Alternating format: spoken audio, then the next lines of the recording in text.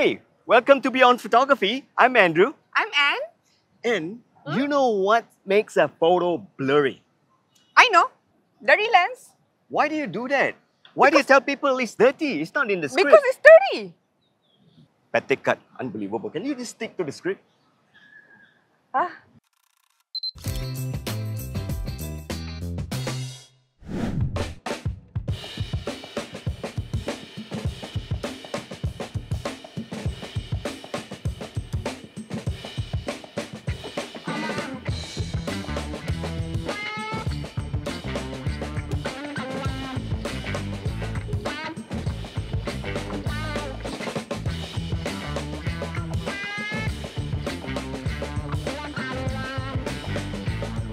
This is so fascinating. We started shooting and then we see the crowd just divide into two, one left, one right, and then they just get out of the way and say sorry. In fact, I should be saying sorry to be shooting here.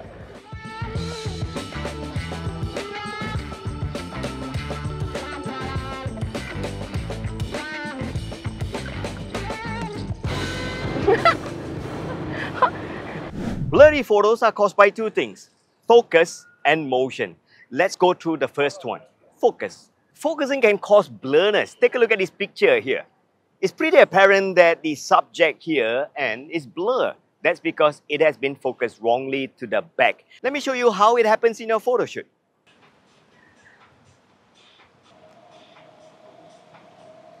And there you go, a shot looking like this. This is blurry because of malfocus. You focus wrongly on the background. So to fix this shot, you need to focus correctly. There are a few ways you can focus better at your subject. One of it is to turn on your eye focus. So how do you turn on your eye focus? Head on to your menu here.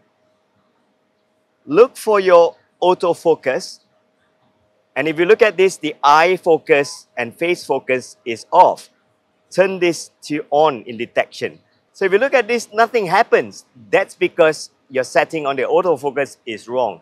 So choose AFS, autofocus single, hit on here and choose this and click OK. And once you're done, it jumps immediately to the eye, it's detecting the eye. You still need to half shutter this and look at me and smile, boom, done. Perfect, sharp shots like this. Another way is you can do my favorite way, focus, lock and recompose. So as you can see, what happened is that you are focused here. Don't make that mistake.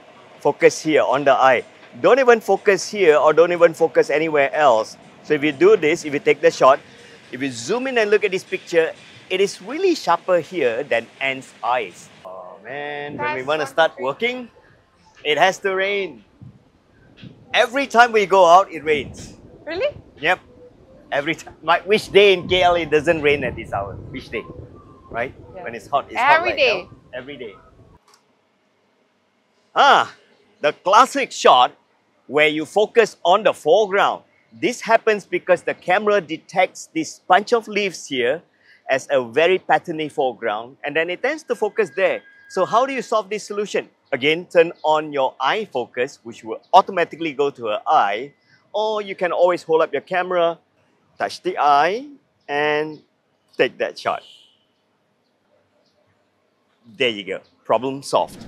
The classic shot where a lot of my students, when I take their camera, the first thing that I notice is that they get their camera set up on AFC. Autofocus continuous is for subjects that move, for sports photography or things that move rapidly. So if you look at this, N is not moving and the pedestrian at the back is moving because autofocus continuous by nature would focus on movement.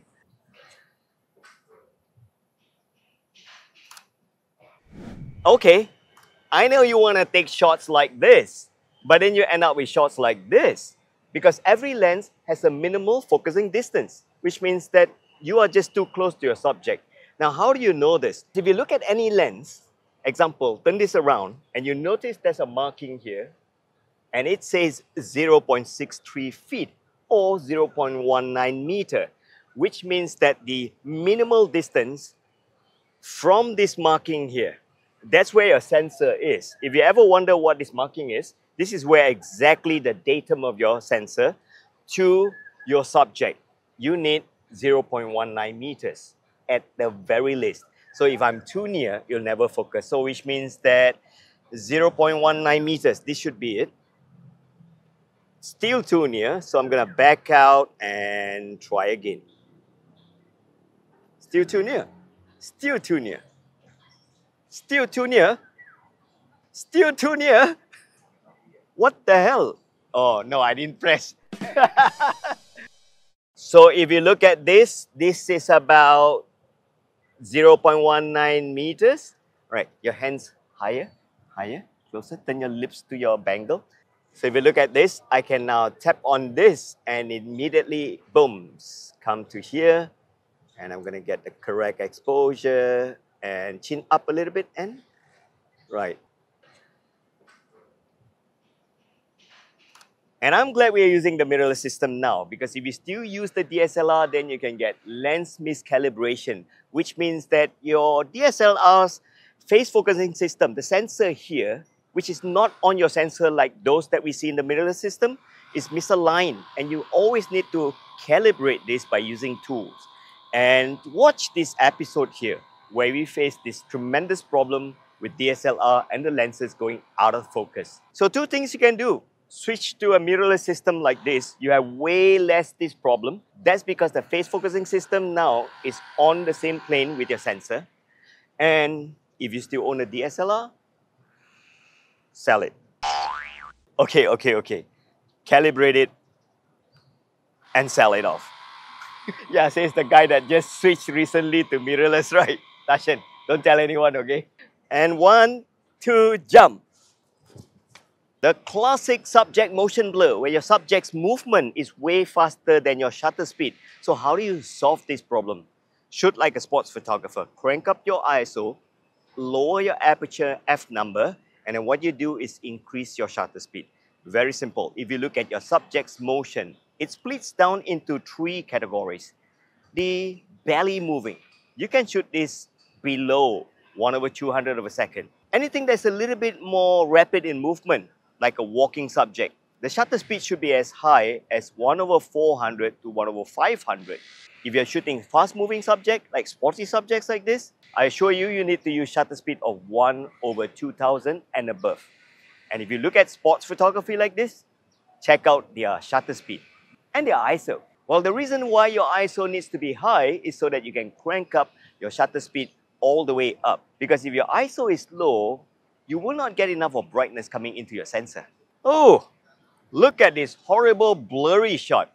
Now you notice that's motion blur. Well, it's not Anne's fault because she's not moving, but look at me.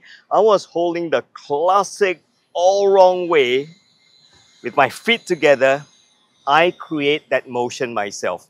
Your posture as a photographer needs to be more steady, more stable. The classic case of how not to hold your camera. I see this all the time when I'm out shooting.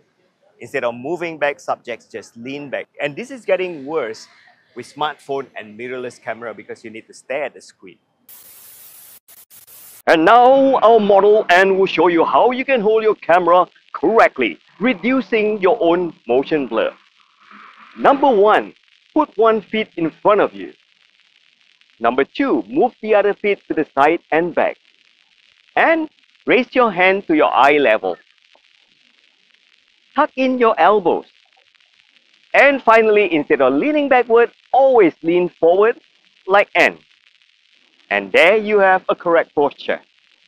And if you want to be more stable in your posture as a photographer, you should actually lean on something, my favorite railing like this, and use your elbow to clip on the railing.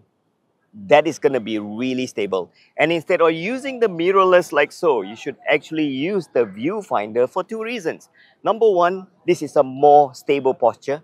Number 2, it makes you look more professional. And more importantly, you don't have your hand extended like this, which is actually very wobbly. And of course, you save tons of battery because viewfinders like this consume a lot of batteries. Use the one up here. Shutter speed. The very reason why your shots are not stable. Let me show you what I mean. And there's a formula to this. If you take the length of your lens, let's say this, and use this formula, that's the minimal shutter speed that you should use. It's not a hard and fast rule, but it's pretty cool. If you use a 400 mm lens, you should not shoot lower than 1/400 of a second. So if you look at this, this is a 28 to 75, and when I go to 75, it's so much longer. That's really wobbly. Head front more heavy. I wouldn't even use 1/100. I would use 1/200 for such a long lens. Well, if you have a shorter lens like the 50mm, that's why it's so cool. You can shoot as low as 1/60th of a second. Hey, I hope you enjoyed today's video. If you do a few things for us. Head on to the subscribe button, click subscribe and share this video if you enjoy it. And I also like to learn what you would love to learn. Head on to the comment section and tell us what you like to learn, and at the same time tell us all the additional knowledge that you may have in getting sharper pictures, beating blurry photos. Now that said, I also hope that you head on to my e-learning website, check out our all access and premium courses. With premium courses, you get videos on a wide genre about photography, editing, and videography. And at the same time, with the all access, you get access to all the premium courses plus all the specific generic topics about photography. So, don't forget, check out my e-learning website. If you love this video, you're going to love those in the e-learning website. So, Andrew signing out. Goodbye. Bye. You know what makes a photo blurry? I'm not sure. Tambah pula dialogue. You know what makes a noisy background? See what I mean? This is so funny, right? When I want to have crowd at the back, Tashan, there's none. When I want to do an intro or a blurry background, there's tons of people at the back. Because autofocus continuous will be very good in... Wait. Don't roll yet. I'm on AFC. How can it be a good take?